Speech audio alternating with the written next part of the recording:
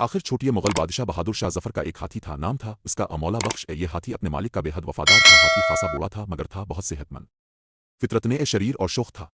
हर वक्त मस्त रहता था, अपने मौत के सवा किसी को पास न आने देता था। ये हाथी खेलने का बड़ा शैदाई था। दहली के लाल किले के करीब के बच्चे इसके गिर्द इकट्ठे हो जाते थे और मौला बख्श उनके साथ साथ खेलता रहता। पहले बच्चे इसे कहते कि एक टांग उठाओ और वो अलिफाटे लेता। बच्चे कहते एक घड़ी यानी 1 मिनट पूरी होने से पहले ना रखना, वो 1 घड़ी यानी 1 मिनट तक ऐसे ही रहता।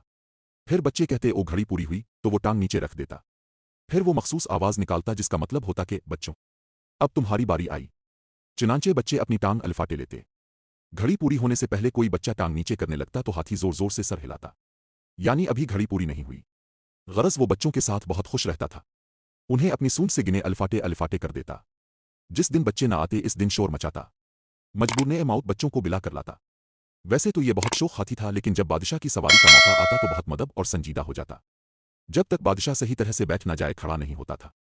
1857 में जब अंग्रेज लाल किले पर काबिज हुए और बहादुर शाह जफर ने हुमायूं के मकबरे में पनाह ली तो मौला बख्श बहुत आदास हो गया। बादशाह से बिछड़ने का इसे आतना गम हुआ था कि इसने खाना पीना भी छोड़ दिया था। किले के नए अंग्रेज इंचार्ज सांडन्स को यह खबर मिली तो इसने लड्डू और कचूरियों से भरे टोकरे मंगवाए और हाथी के सामने रखे। हाथ ने अपनी सूंड से वो तमाम टोकरे अलिफाटे कर फेंक दिए। सांडर्स को गुस्सा आ गया कि यहाँ तो हाथी भी बागी है। इसने हाथी की नीलामी का हुक्म दे दिया। हाथी को बाजार में खड़ा कर दिया गया मगर कोई भी बोली नहीं लगा रहा था। फिर एक पंसारी ने 250 रुपए की बोली लगाई और हाथी इसके हाथ नीलाम करने का फैसला हुआ। माउत ने यह देखकर कहा, मौला बख्श, हम दोनों ने बादशाह की बहुत गुलामी कर ली, अब तो तुझे हल्दी बेचने वाले के दरवाजे पर जाना पड़ेगा। ये सुनना था कि हाथी देम से जमीन पर गिरा और मर गया। हाथी की वफादारी का यह किस्सा बहुत अनोखा है। मौला बख्श ने मालिक के सवा किसी के पास रहना पसंद न किया और इस गम में इसकी जान ले ली।